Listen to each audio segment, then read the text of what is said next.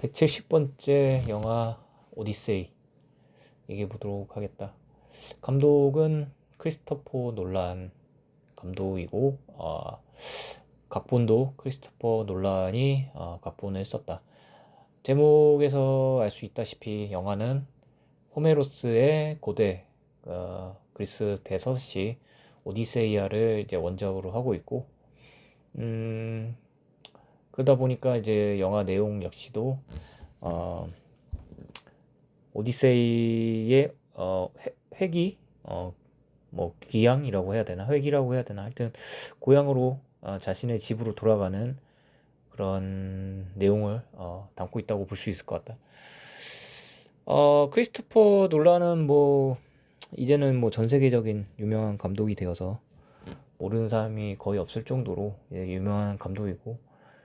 그래서 감독이 신작을 낼 때마다 굉장한 어떤 기대와 그리고 뭔가 들뜬 마음으로 이제 극장으로 가게 되는데, 이 영화 역시도 과연 어떤 재미난 이야기를 이제 우리한테 보여줄지 굉장한 기대감으로 영화를 보기 시작했고, 다만 좀 한 가지 우려스러웠던 점은 테넷이라는 영화부터 그리고 오펜하이머를 이 두 작품이 연달아서 개인적으로 굉장히 좀 마음에 안 들었기 때문에 아마도 이 오디세이 역시도 개인적으로 좀 마음에 들지 않을 것 같다는 어떤 예상이 들었는데, 그 예상대로 감독의 어떤 그 이전의 필모보다는 확실히 덜 재밌는 영화라고 좀 생각이 들었다. 잠깐 이제 테넷과 오펜하이머를 조금 왜 그렇게 좋지 않게 봤냐고 얘기를 해보자면, 그 전까지의 그 영화들은 물론 이제 과학적인 어떤 뭐 인문학적인 요소들도 있었지만, 그것을 어떤 재료로 사용해서 굉장히 재미난 이야기를 꾸려왔던 것에 비해서 테넷과 오펜하이머는 이것이 이야기인지 아니면 과학 수업인지 알 수 없을 정도로 너무 이게 뭐랄까 과학적인 내용들만 가득 차 있어서, 스토리가 이야기가 주는 어떤 그런 흥미진진한 그런 어떤 기분이 들지 않았고, 어떻게 보면 영화 평론가는 좀 이딱시게 하고, 과학자나 뭐 물리학자들만 굉장히 신나서 얘기할 수 있게끔 만든 영화가 아니었나 좀 생각이 된다. 오디세이 이 영화는 이제 과학적인 어떤 사실이나 뭐 이론을 기반으로 한 작품은 아니고, 아까 말했다시피 이제 2000년, 3000년 전에 대서사시 영웅담을 소재로 해서 원작으로 해서 만든 영화이기 때문에 과학적인 어떤 내용은 담고 있지 않지만,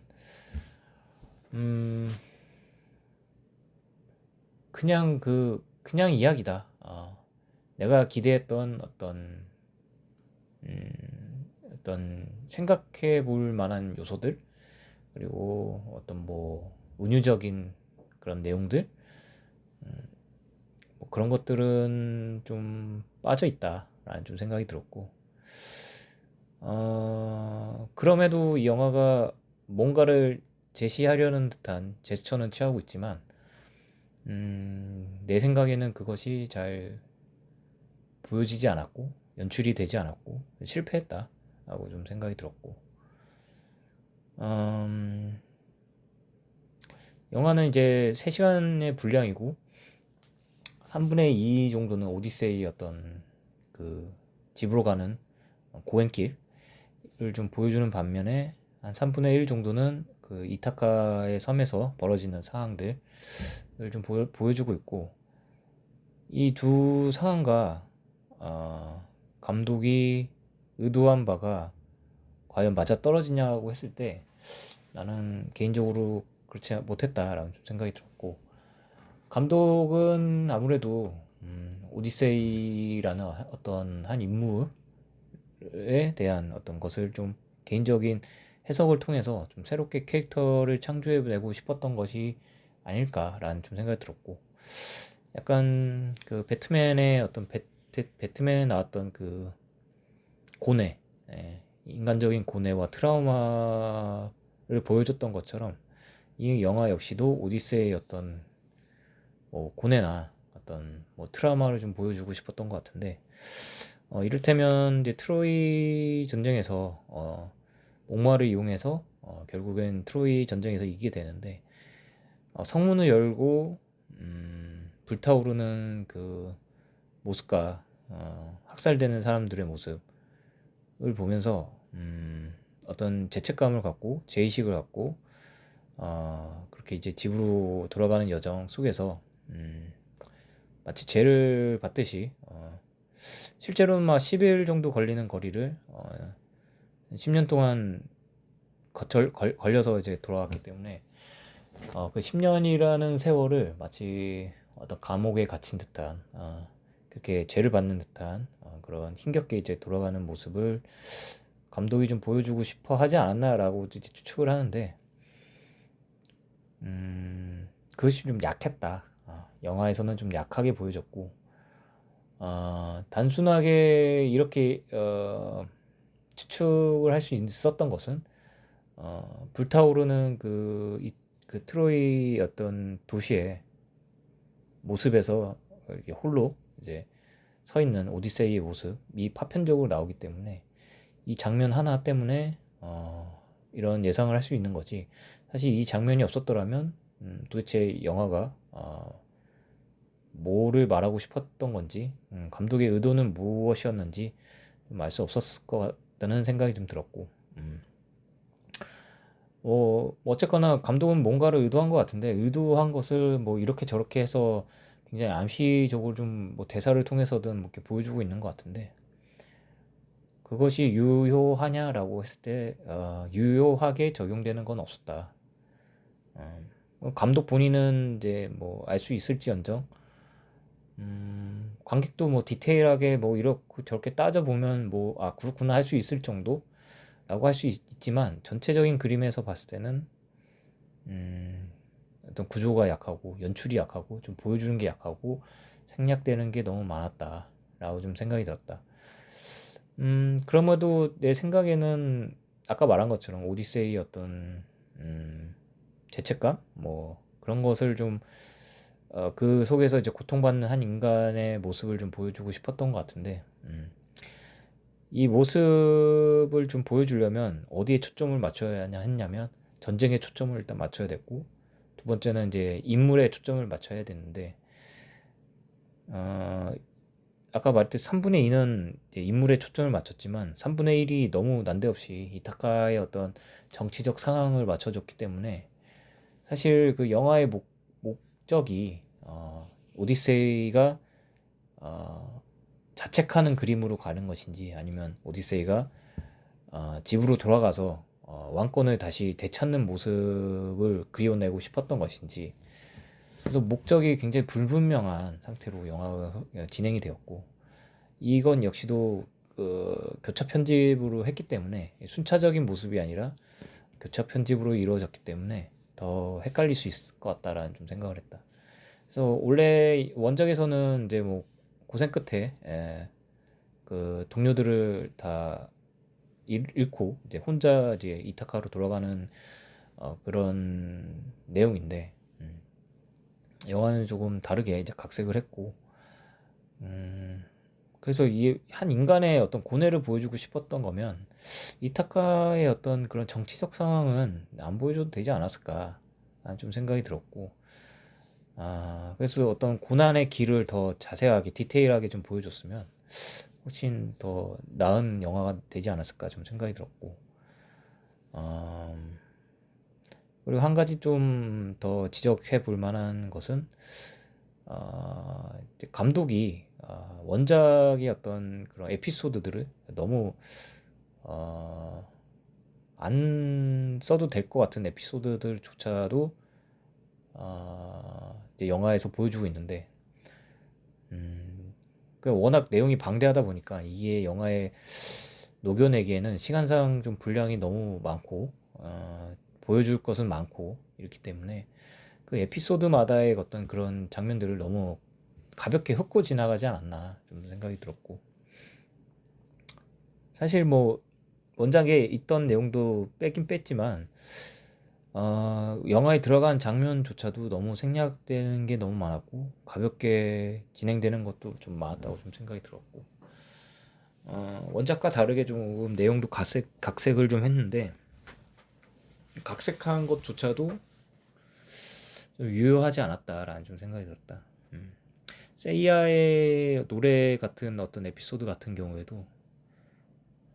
원작에서는 원래 배에 자신을 묻고 귀와 눈을 가리고 이렇게 가는 장면인데 그것을 어떻게 왜 굳이